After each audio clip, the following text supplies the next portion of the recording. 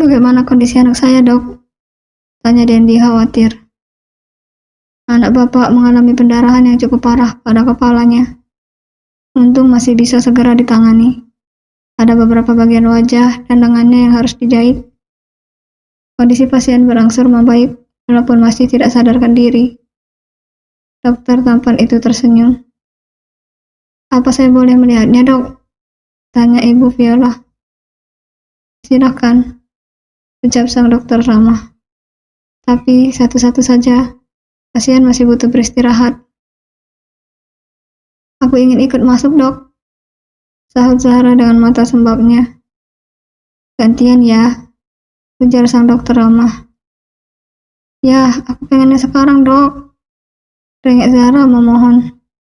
Matanya yang sebening kristal itu terlihat berair, membuat sang dokter gemas melihatnya. Ya dok, aku ikut masuk ya. Dokter itu terkekeh geli, karena gemas ingin mencubit pipi Zahra. Sungguh, siapapun pasti gemas ingin meremas-remas pipi Zahra. Terpaksa dokter itu mengangguk, karena terbuai dengan kecantikan wajah Zahra. Udah ada yang punya belum nih?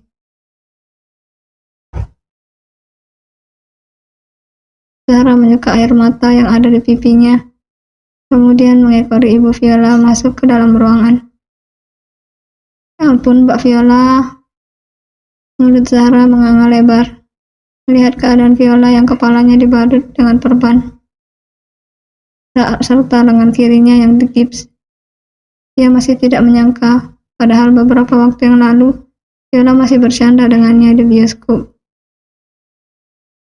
Ibu Viola hanya terdiam menatap Viola yang belum sadarkan diri, dengan wajah yang dibalut perban. Zahra tidak bisa menebak apa yang dirasakan Ibu Viola, karena ekspresinya terlihat datar-datar saja, dan matanya yang membengkak. Kira-kira kapan Mbak Viola sadar, Tante?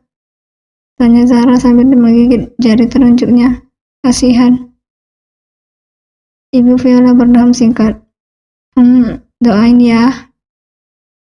Kasihan banget sih Mbak Viola. Kena musibah terus. Zahra masih nyerocos tidak jelas. Ibu Viola hanya terdiam, membiarkan perempuan muda cerewet ini berbicara sendiri. Ia hanya membatin. Mungkin anaknya nanti perempuan. Setelah pulang dari rumah sakit, Zahra menyemparkan diri mampir ke ruko, rumah makan ayam geprek selingkuh miliknya. Seperti biasa, toko terlihat ramai pelanggan, mulai dari anak kuliahan, makan di tempat Zahra. Namun, kaki Zahra tiba-tiba gemetar saat langkahnya sampai di dalam ruangan. Suasana gaduh orang-orang yang ngobrol sambil menyantap makanannya berubah menjadi senyap. Keringat dingin menetes begitu saja di dahi Zahra. Tempat yang sekarang ia pijaki terasa sempit karena terlalu banyak yang tersimpan kenangannya. Bersama Erwin, Zahra menyesal sudah datang ke sini. Wah, Kak Zahra datang. Vina langsung menghambur, memeluk Zahra yang mematung di ambang pintu. Zahra masih terdiam dengan tatapan kosong. Mau makan, Kak? Aku siapin terus suapin ya. Vina begitu antusias menyambut kedatangan Zahra. Zahra hanya tersenyum kikuk. Aku langsung pulang aja, Devin. Loh, gimana sih, Kak? Kangenku kan belum sembuh. Kak Zahra kan jarang kesini. Vina berkacak pinggang sambil melotot. Kapan-kapan, Devin. Aku kesini bantuin kalian. Zahra mengecup dahi Vina, kemudian berbalik badan untuk pergi. Kak Zahra, Fitri dan beberapa anak panti yang bekerja di situ langsung berlari menghentikan langkah Zahra. Kak Zahra nggak boleh pulang dulu. Kami kangen tahu. Ucap Fitri terlantangkan tangannya. Zahra menghela nafas panjang. 5 menit aja ya. Ya, kok gitu sih, Kak? Fitri mendengus. Aku lagi gak enak badan, Fit. Zahra berjalan ke arah meja yang kosong. 1 porsi ya. Fitri terdiam beberapa saat, kemudian mengangguk dan berjalan menuju dapur. Zahra meringis, menahan perasaan sesak yang menghimpit pernapasannya. Entah kenapa nuansa kehidupannya selalu berubah menjadi abu-abu. Zahra benar-benar kehilangan warna dalam hidupnya. Tak lama kemudian, Fitri datang membawa nampan berisi seporsi ayam geprek beserta jus jeruk. Kak Zahra lagi flashback ya? Tanya Fitri membangunkan Zahra dari lamunannya. Zahra menatap Fitri kikuk, kemudian menghela nafas jengah. Tempat ini terlalu menyimpan banyak kenangan, Fit. Kak Zahra jangan sedih terus dong. Anan, salah satu anak panti yang bekerja di rumah makan Zahra, tahu-tahu sudah ada di belakang Zahra memegang pundaknya. Kakak nggak sedih kok, cuma keinget aja.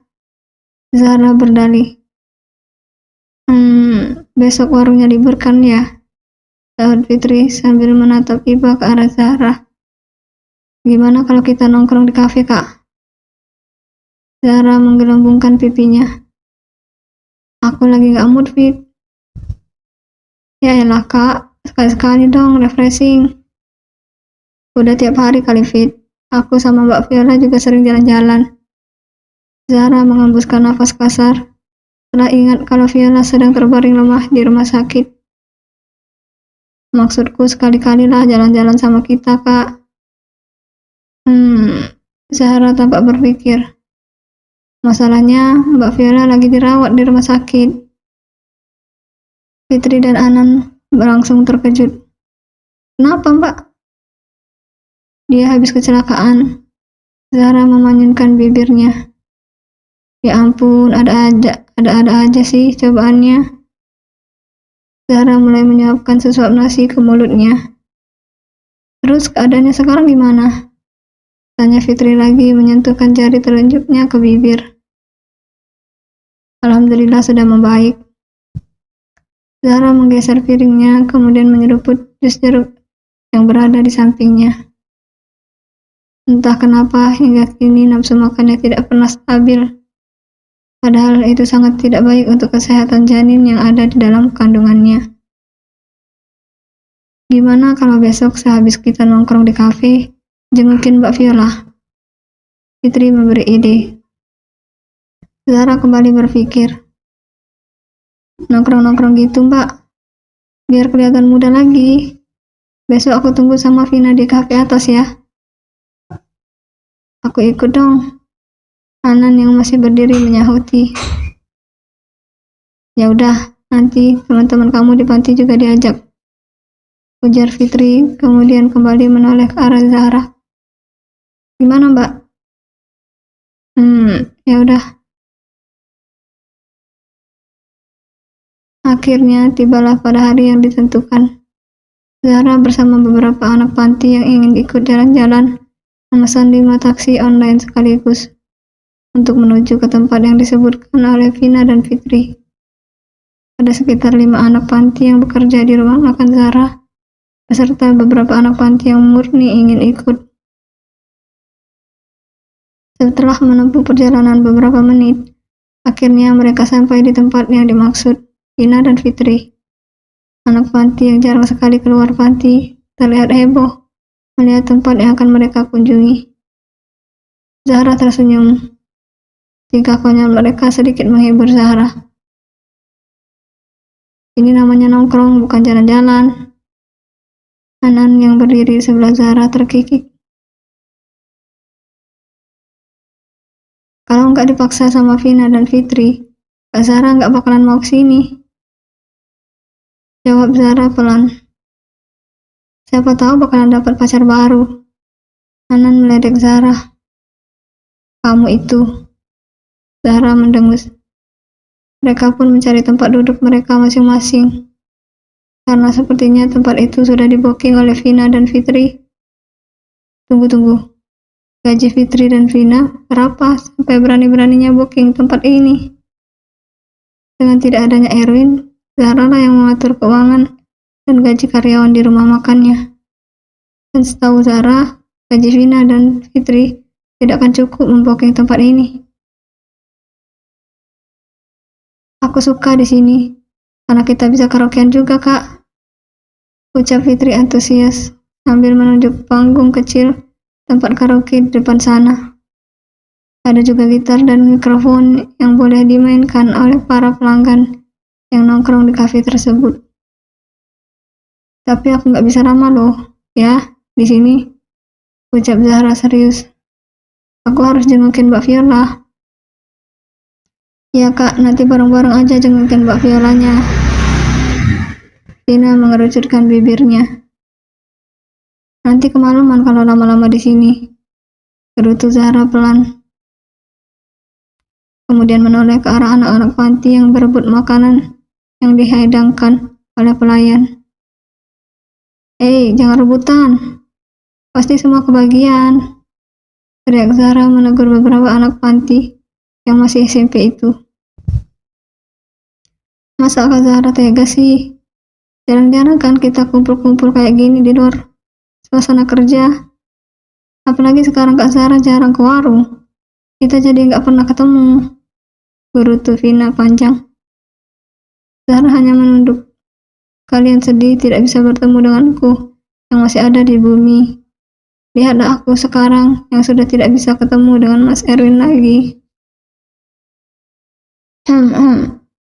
Cek sound. Semua orang langsung menoleh setelah mendengar suara dari seorang pria yang tiba-tiba sudah ada di atas panggung, hendak menyanyikan lagu. Tubuh Zahra langsung membeku seketika melihat sosok yang ada di depan sana. Fitri dan Vina langsung berhigh five pria karena rencananya berhasil. Lagu ini aku persembahkan untuk Mbak cantik yang pakai gamis Sabrina di ujung sana. Tunjuk pria yang memakai kemeja kotak-kotak dengan celana jeans hitam itu sambil membenarkan letak mikrofonnya. Seluruh anak-anak panti berteriak heboh sambil menatap Zahra.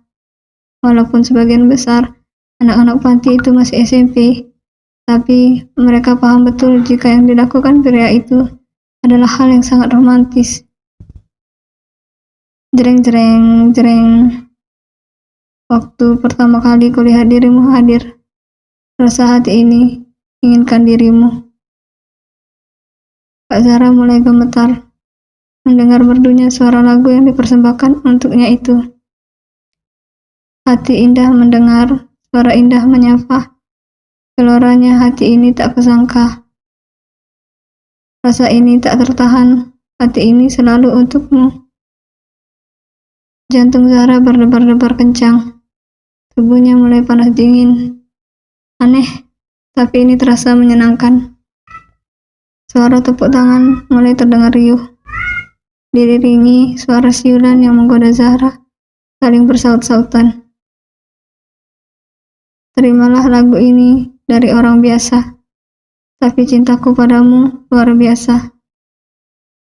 Zahra sedikit terpana. Perempuan manis yang mengenakan gamis itu beranjak dari duduknya dengan tatapan yang tak mau beralih dari pria yang menyanyikan lagu untuknya itu. Aku tak punya bunga, aku tak punya harta. Zahra mulai melangkahkan kakinya perlahan, menghampiri pria itu, membuat penonton berteriak histeris. Yang ku punya hanyalah hati yang setia, tulus padamu. Tepuk tangan kembali bergemuruh. Pria itu tersenyum menatap Zahra yang melangkah menghampirinya. 1 langkah, 2 langkah, 3 langkah, dan plak. Seluruh orang di dalam kafe itu hanya terperangah, tak bisa berkata apa-apa.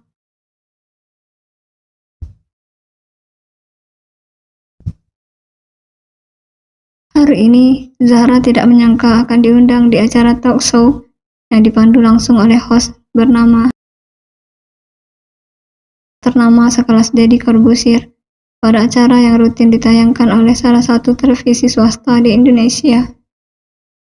Tepuk tangan bergemuruh langsung menyambut langkah kaki Zahra saat memasuki studio.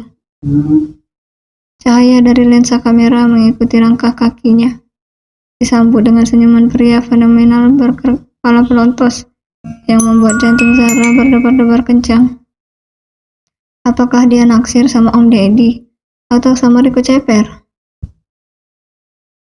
Oke, inilah dia istri muda dari Erwin Zamzami, CEO perusahaan smartphone terkenal di Indonesia, yang dikabarkan hilang belum ditemukan. Sambut Om Deddy mempersilahkan Zahra untuk duduk di sofa bed yang telah disediakan. Sudah ada Pak Dendi, Bribtu Aldo Flavio, dan juga Karamel di sana. Baik, sebelum kita bertanya kepada Zahra, kita akan mendengarkan penjelasan dari Bribtu Aldo Flavio, ketua yang memimpin penyergapan pelaku kriminal di Provinsi Hanan. Bagaimana perasaan Anda ketika sudah banyak anggota yang gugur di TKP pada waktu itu? Tanya Deddy Corbuzier kepada Bribtu Aldo. Aldo tersenyum.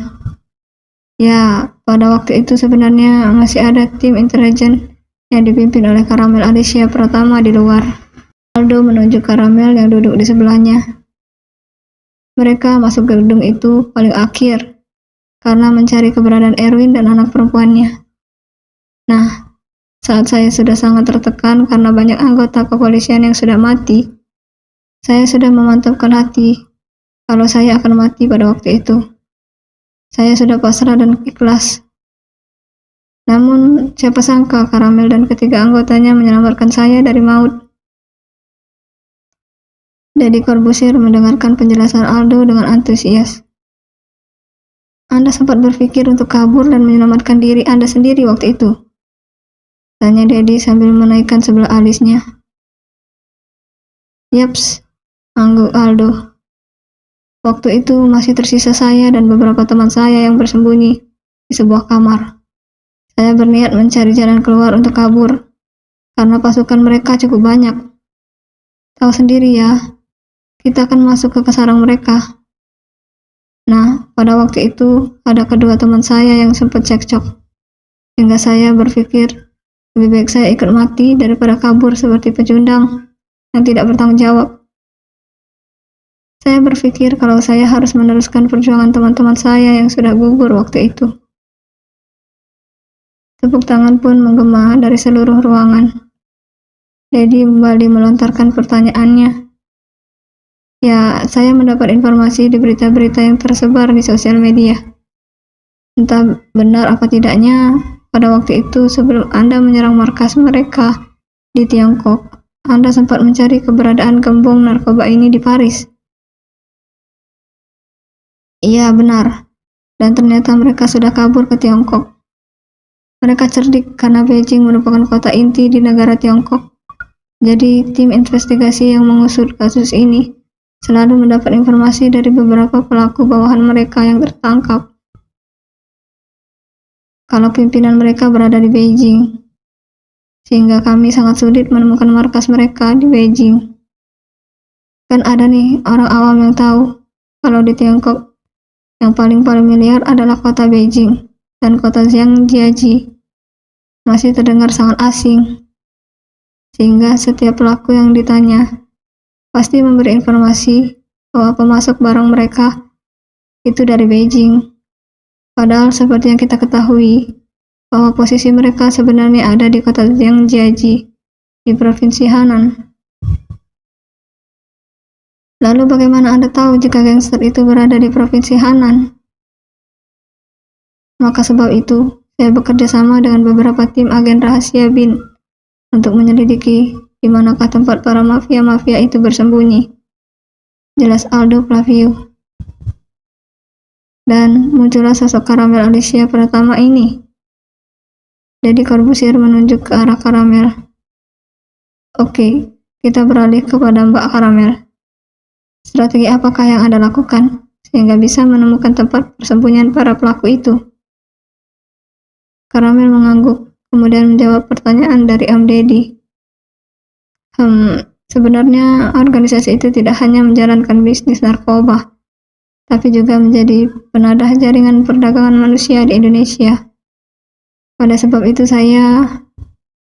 ucapan Karamel terhenti. Matanya mulai berkaca-kaca.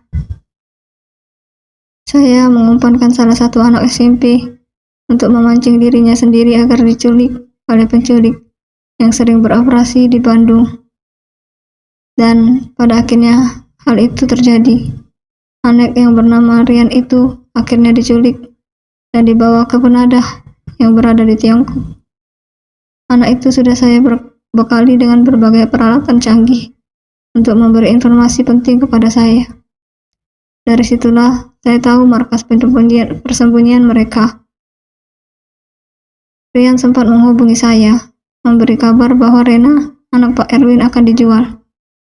Akhirnya saya langsung menyuruh Rian untuk membujuk pelaku agar Rena jangan dijual, dengan melakukan negosiasi yang membuat para pelaku tergiur. Pak Erwin kan seorang pengusaha sukses, jadi saya memberi interupsi kepada Rian untuk mengatakan ke mereka bahwa lebih menguntungkan jika menyuruh Pak Erwin datang untuk menebus Rena. Berapapun uangnya pasti akan dibayar. Karamel melirik ke arah Zahra, takut jika Zahra akan marah jika perempuan itu tahu bahwa faktanya Karamel lah yang mengumpankan Erwin. Nah, sebelum Pak Erwin berangkat ke Tiongkok, saya menembakkan sebuah GPS kecil ke tubuhnya agar nanti saya bisa tahu kondisi Pak Erwin di sana. Zahra sedikit terkejut mendengar penjelasan Karamel. Menurut kabar yang sedang viral ini, katanya Anda adalah adik kandung dari pimpinan gangster itu. Karamel mengangguk lemah. Seperti di film-film ya. Pada saat itu, bagaimana perasaan Anda harus menangkap pelaku yang tidak lain dan tidak bukan adalah kakak Anda sendiri? Ya, gimana ya? Yang namanya tugas negara, mau tidak mau harus dilaksanakan. Saya berpikir bahwa kakak saya tetap akan mati, walaupun selamat dalam penyergapan. Karena kakak saya adalah gembong narkoba yang mengatur jaringan penyelundupan narkoba. Sementara hukum di Indonesia sendiri, gembong narkoba harus dihukum mati. Apakah Anda benci dengan kakak Anda? Sangat benci. Karamel tersenyum getir. Tapi rasa sayang saya sebagai adik masih tetap ada. Saya juga ingin meminta maaf kepada seluruh rakyat Indonesia karena kakak saya menjadi banyak korban yang berjatuhan. Saya mewakili keluarga saya meminta maaf yang sebesar-besarnya. Selain itu, kabarnya Anda mendapat banyak hujatan dari para netizen. Bagaimanakah Anda merespon ketidaksukaan masyarakat terhadap Anda selaku adik dari pelaku? Padahal tidak bisa dipungkiri bahwa Anda lah kunci keberhasilan tim intelijen membekuk organisasi itu. Selama ini, saya berjuang demi negeri ini. Kenapa harus peduli dengan omongan orang lain? Karamel merespon santai. Sudah biasa kan? Respon masyarakat seperti itu sangat manusiawi. Jika orang yang berniat baik saja masih dipandang negatif oleh masyarakat. Oke, tepuk tangan dong untuk Karamel. Dedi tersenyum mendengar penjelasan Karamel yang menginspirasi. Suara tepuk tangan riuh dari penonton kembali terdengar. Kali ini kita pindah ke Mbak Zahra nih. Mbak, gimana perasaan Anda saat tahu kabar kalau Erwin masih belum ditemukan? Suara bariton dari Deddy Corbuzier membuat Zahra merasa terdesak. Belum sempat Zahra berucap, air matanya sudah jatuh duluan. Saya sangat shock. Bersambung.